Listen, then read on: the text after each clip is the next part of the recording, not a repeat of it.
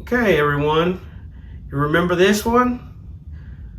Well, here is where I told you it was gonna go, but we had to make a couple of modifications. I did not really register how long this building was when I said I was going to put it in next to the tenement. And even if I were to move this building further to the right, there still would not be room for that tenement building. This building is 20 inches long, so it's taking up most of that space there. So it did go in the area I wanted to, but it is definitely a bit longer. So anyway, it's just dropped in place. What I have to do now is build a foundation so that it sits relatively even with the other base. So you can see, even without having a base, this structure is taller than the one to the right of it. So the next part of this project is to go ahead and make a base for this building. Somehow I would like to get it where the door is pretty even with the boxcar. So we'll see if we can get it relatively close so that workers have an easy job as far as going from the building into the loading car. So the first thing to do is I'm taking this foam and I'm going to cut it to shape. This is an inch, and the platform and dock area that's already in there, I believe, is 1.5 inches. But that's okay, because the building this is that's going to sit on this is actually taller than the other building. But we need to get this cut to shape first so we can move to the next step. Okay, so right now I've got the building sitting on here, and I'm trying to get some lines cut, and I'm lining some things up. First thing, I want to apologize. This foam is actually only 1/2 inch.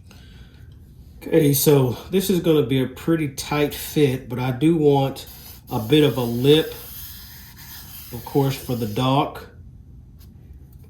And so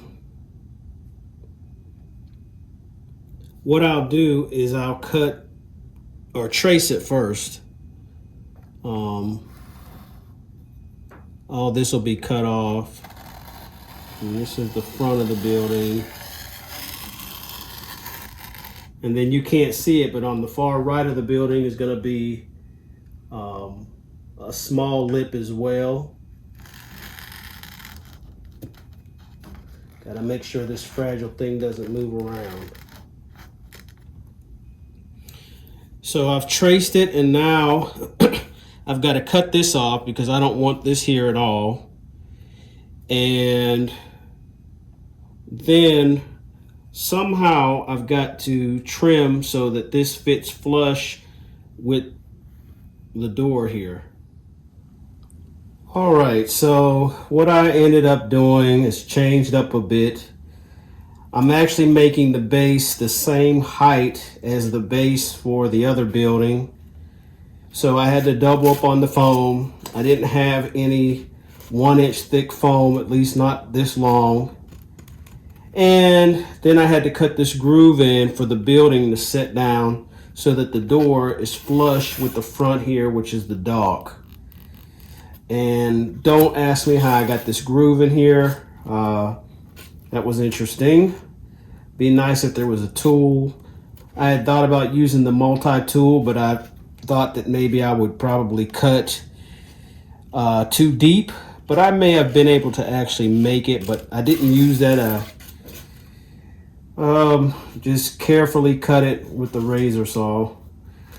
But I've already test fit the building in there, and it sits pretty even. So I'm okay with it. So what I'm going to do at this point in time is go ahead and give this the cement treatment. That's what's next. All right, so here we are back with the finished base concrete foundation. It's all ready to go on the layout. As you can see, I did take some chunks out.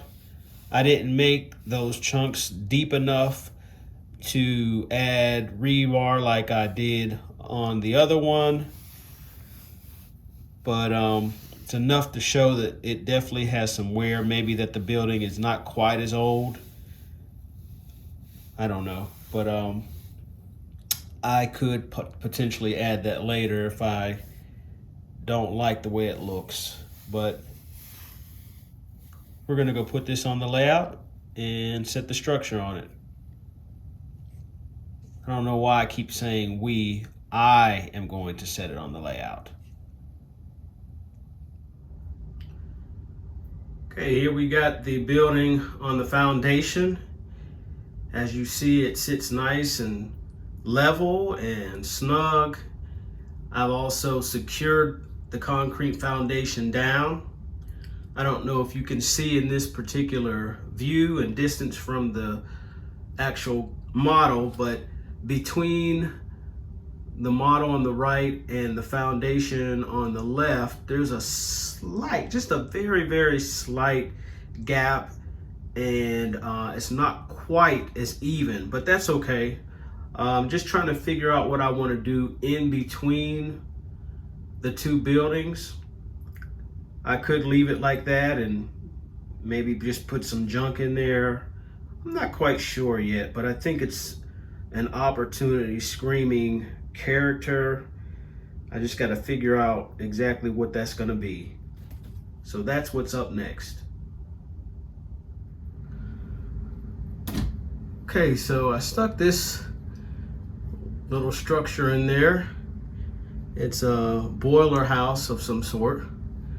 It was a flat that I had and didn't have a home for it. And it fit right in there. I think it looks okay. I'm not 100% sold on it at this point, but I'm just gonna sit on it for a bit and make a decision.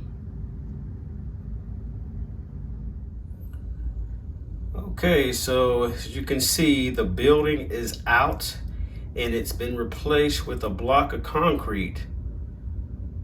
And that's about as much as I know right now. I did try to even it up a bit, but you can see on the left it's pretty even, on the right it's a bit higher, but that's okay. I will go ahead and probably put some weeds and stuff like that on that crack below. I don't want to cut into the foam on the left side, only because we'll have a bit of a, probably a slant there, or not a slant, but it'll just make it lower on the left side. So one of the sides is going to be even, and I'm going to go with the left side. So up here you can see I've started a little yard area. I'm not sure if I'm going to put anything up here or what I'm going to put up here. Something. I have a few ideas, not 100% sure yet. But the goal is to create some kind of character. We'll see if I'm successful. So if you look in the back of this structure here, you can see that there's land and it goes down. So that is to justify what is here.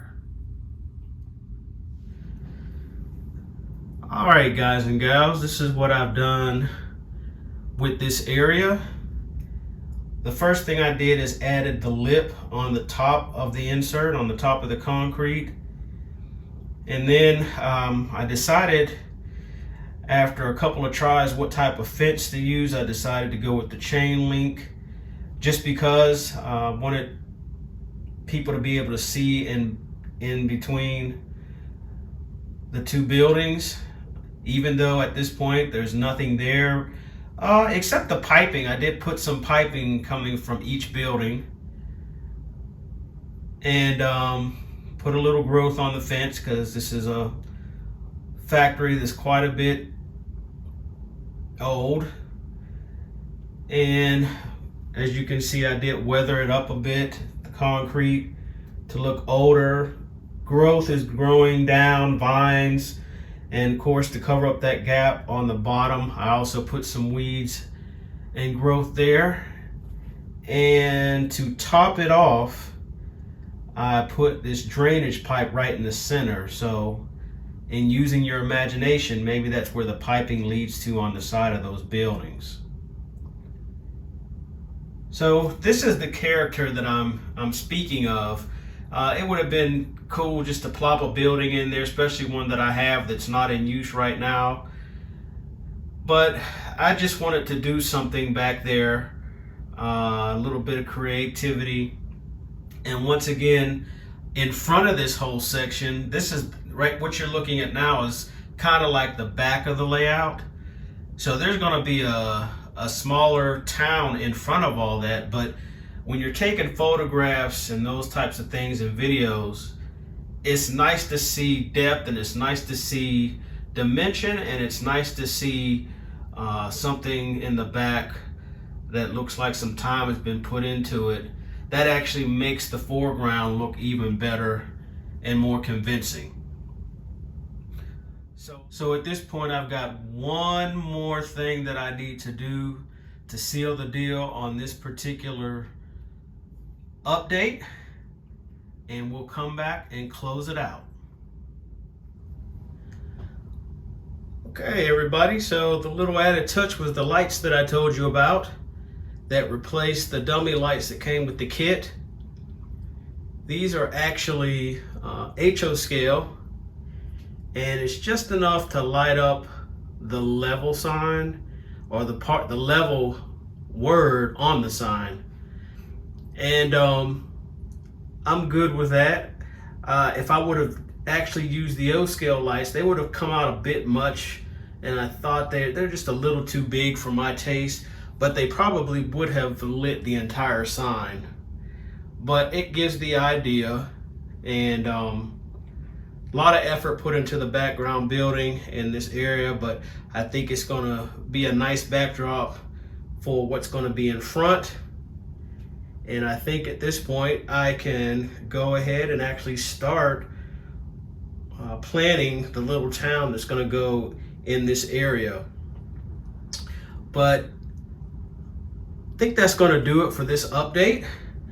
I hope that this was helpful and entertaining, and that you'll come back and visit me again as I work on other things concerning the layout, as well as other train related things. But for now, this has been Dave, also known as Loving Them Trains. Later, y'all.